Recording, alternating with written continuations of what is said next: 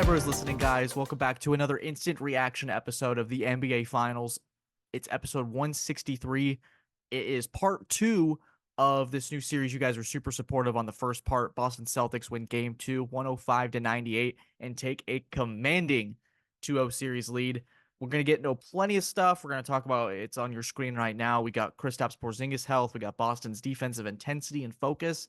Doncic really shines in game two again. The moment, I think it's not too big for him at this point. And Irving, big struggle in game two, 0 of 8 from 3-point land. We'll get into all of it very soon. But I just want to start with just subscribe if you're new, comment down below what you want to see, how you think this series is going to go, and just a bunch of other stuff. I'm really happy. It's been a great day.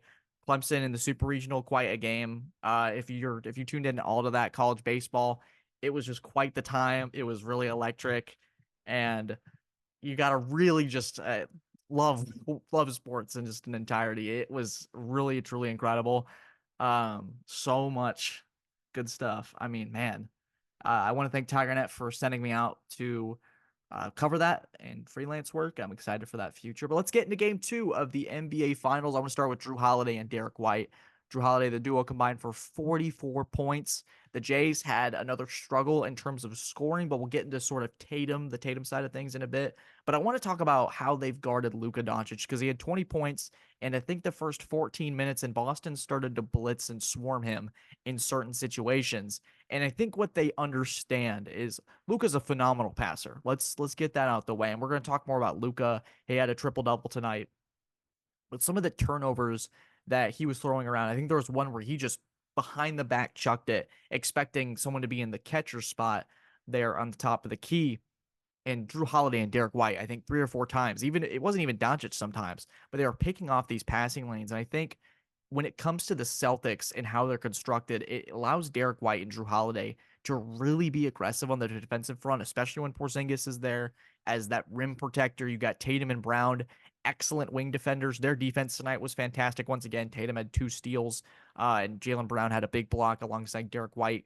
Questionable maybe on the push on the back with PJ Washington, but overall it was a great outing from those two. I think Boston, Drew and Derek, they're the best defensive backcourt in the NBA. There's certainly contenders there, but when the two of those are playing at their best, it leads to offense. That's what I want to transition into. It was a bad night offensively for the Celtics. I mean, when you look at some of these numbers for Boston, they were shooting. They made only 10 3-pointers. I believe their 3-point percentage was 25.6. They converted on their free throws. They were really great inside, close to the paint.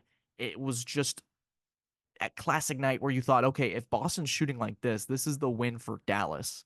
And when Boston's typically struggling like this, they tend to get into ISO ball. But the one thing I didn't harp on in game one that I'd love to talk about for Boston is that they made 38 shots overall and they had 29 assists. It's that ball movement for Boston when it doesn't get ISO heavy. They had 31 makes on 25 assists in game one. I believe that's the correct number. It may be wrong, but it was somewhere in that general area where they're really doing a good job of finding the best open shot. And when you have Tatum, who has 12 assists, he's been struggling in terms of shooting.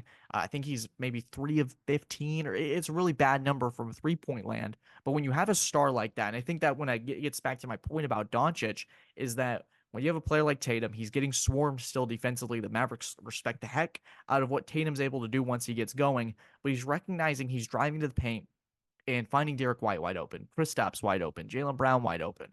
And so I don't think it's been a great series in terms of pure offensive dominance for Tatum, but I think that there's a fair ground of saying he's still being an excellent playmaker and he's engaged defensively. That I think is very important for the Celtics team. And yeah, they're clearly constructed to avoid some of these bad Tatum shooting nights. I think that's indisputable in terms of how Brad Stevens has built this roster. And ironically enough, the two big acquisitions that he's made in game one, it was Kristaps Porzingis, the one he made the big trade for to kick off the summer. And now it was Drew Holiday with 26 points leading the team tonight. So you can see how this team constructed on any given night. Any of these top six within Boston can have a 30-plus night. They can have 26 points. They can lead the team in rebounds, blocks, 3-pointers made. But a bad shooting night, despite all of that, Boston still wins comfortably. The final score was much closer than it indicated, but Dallas was out of control. Boston was in it.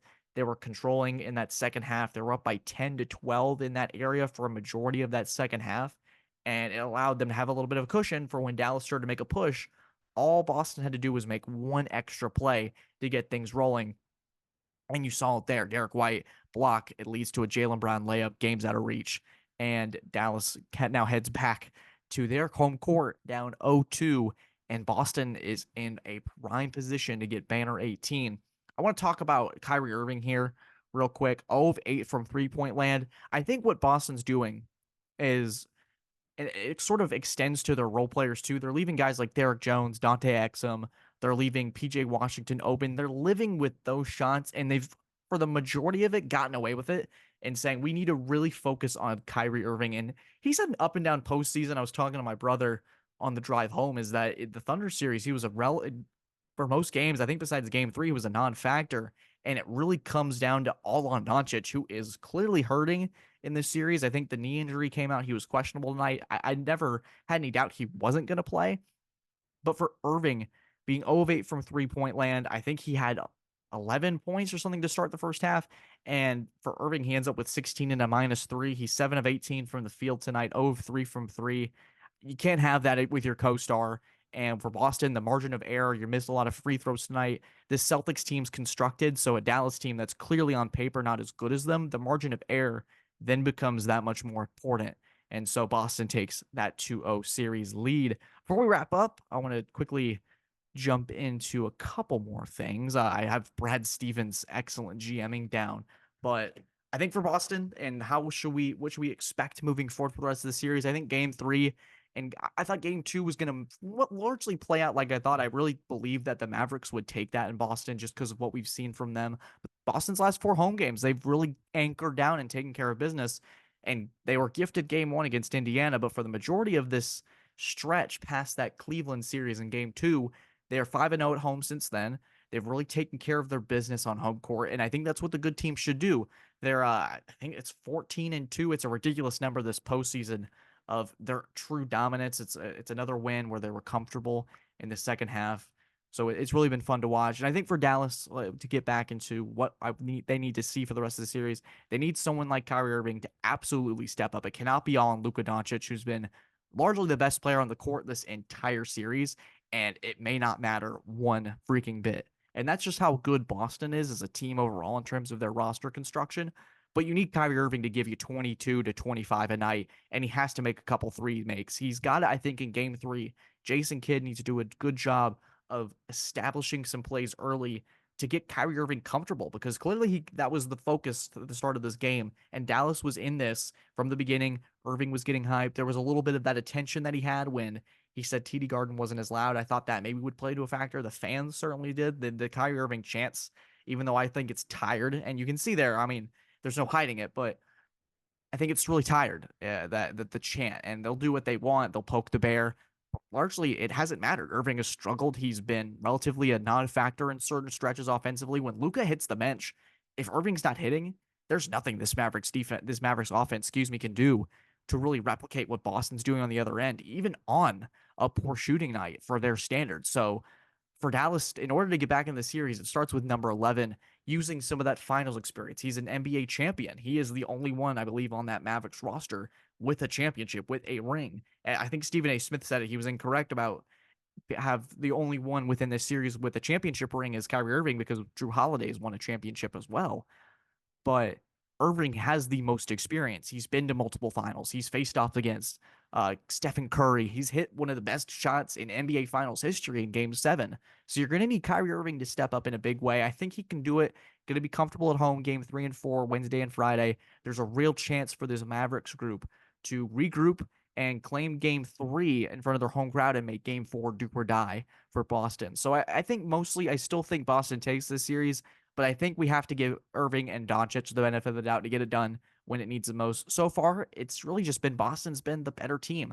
Tatum hasn't had to do too much. He's been a great playmaker, but in terms of shooting and truly taking over the game, of 51 points against the Sixers, dropping 40 against the Bucks, having 30 points a game against the Indiana Pacers, really not having to do too much here. averaging about 17.5 points in this series, but still getting it done on the boards, still getting it done as a playmaker. So I'm really curious to see how the rest of the series plays out. I'd love to hear your thoughts as well. Drop them down in the comments below. These instant reactions are meant to be quick to get you in and get you out. So you can get my take and then hopefully formulate one of your own if you haven't had one already. And if you think I'm wrong, scream at me in the comments. I open it, I welcome it, and I get screamed at in group chats for it too. So I'm looking forward to it. Wednesday night, we'll have another instant reaction episode up around midnight. Around that time, it just depends on when it starts and how quickly I can get things done. But guys, thank you as always for tuning in to our instant reaction. We'll have at least 2 more for this podcast series, and be on the lookout for more stuff along the way. Guys, thank you so much for tuning in. As always, have a great day and take care.